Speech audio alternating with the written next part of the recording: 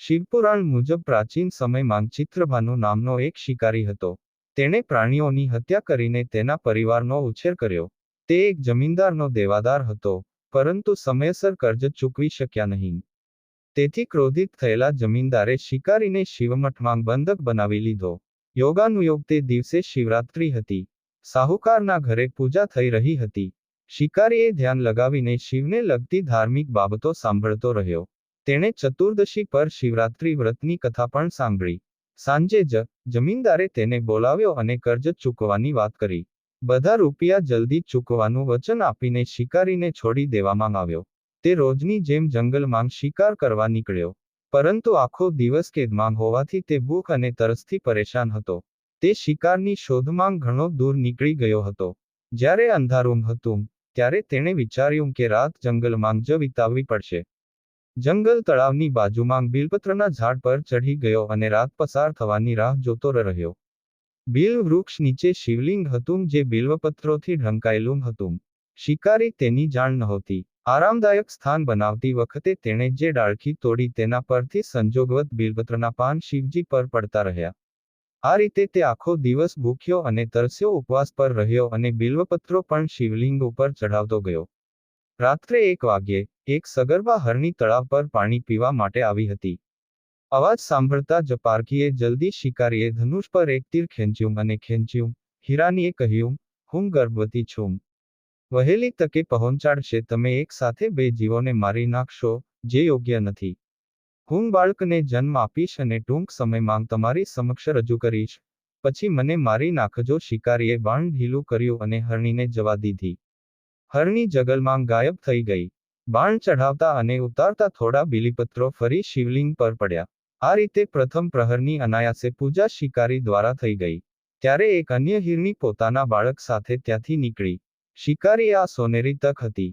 તેણે ધનુષ પર તીર ચઢાવ્યું અને જેવો તે તીર છોડવાનો જ હતો કે તે બોલી, હે શિકારી, મેં આ બાળકોને તેના પિતાના હવાલે કરીને પરત આવીશ, તું હાલ મને ન મારીશ.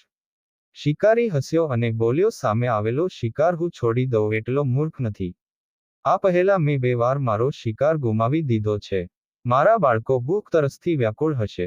તો હરણી બોલી, જેવી રીતે તને તારા બાળકોનો પ્રેમ સતાવી રહ્યો છે, ઠીક એ જ રીતે મને પણ સતાવે છે.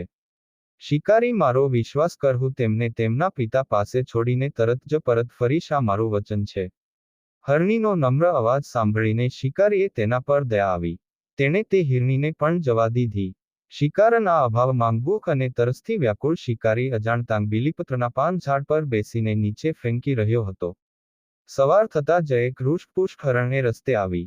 શિકારીએ વિચાર્યું કે તે આનો શિકાર તો કરીને જ રહેશે. શિકારી જેવું બાણ ચઢાવ્યું કે હરણે વિનંતી કરી, હે શિકારી, જો તે મારા પહેલા આવેલા 3 હરણ અને નાના બાળકોને મારી નાખ્યા છે તો મને પણ વગર વિલંબે મારી નાખ, જેથી મને તેમના વિયોગનું એક ક્ષણ પણ દુઃખ ન સહન કરવું પડે. મેં એ હરણીઓનો પતિ છું. જો તે તેમને જીવનદાન આપ્યું છે તો મને પણ આ ક્ષણે જવા દે. મેં તેમને મળીને તરત જ તારી સામે હાજર થઈશ. હરણની વાત સાંભળીને શિકારી સામે આખી રાતનું ઘટનાચક્ર આવી ગયું. તેણે બધી કથા હરણને સંભળાવી. ત્યારે હરણે કહ્યું, મારી 3 પત્નીઓ જે રીતે વચન આપીને ગઈ છે, મારા મૃત્યુથી પોતાના ધર્મનું પાલન નહીં કરી શકે. તેથી જેવી રીતે તે તેમને વિશ્વાસપાત્ર સમજીને છોડ્યા, એ જ રીતે મને પણ જવા દો. હું તે બધા સાથે જલ્દી જ તારી સામે હાજર થઈશ. શિકારી તેમને પણ જવા દીધા. આ રીતે સવાર થઈ ગઈ. ઉપવાસ, રાત્રિ જાગરણ અને શિવલિંગ પર બિલીપત્ર ચઢાવવાથી અજાણતા જ શિકારી દ્વારા શિવરાત્રિની પૂજા પૂરી થઈ ગઈ. પણ અજાણતા કરેલા પૂજાનું પરિણામ તેને તરત જ મળ્યું. શિકારીનું હિંસક હૃદય કોમળ થઈ ગયું, તેમાં ભગવદ શક્તિનો વાસ થઈ ગયો. થોડીવારમાં તે હરણ પરિવાર સહિત શિકારી સામે હાજર થઈ ગયું, જેથી તે તેમનો શિકાર કરી શકે. પણ જંગલી પશુઓની સત્યતા, સાત્વિકતા અને સામૂહિક પ્રેમભાવના જોઈને શિકારીને ખૂબ પછતાવો થયો. તેણે હરણના પરિવારને જીવનદાન આપ્યું. અજાણતા જ શિવરાત્રિના વ્રતનું પાલન કરવાથી શિકારીને મોક્ષની પ્રાપ્તિ થઈ. જ્યારે મૃત્યુકાળમાં યમદૂત તેનો જીવ લેવા આવ્યો તો શિવગણોએ તેમને પરત મોકલી દીધો અને શિકારીને શિવલોક લઈ ગયા.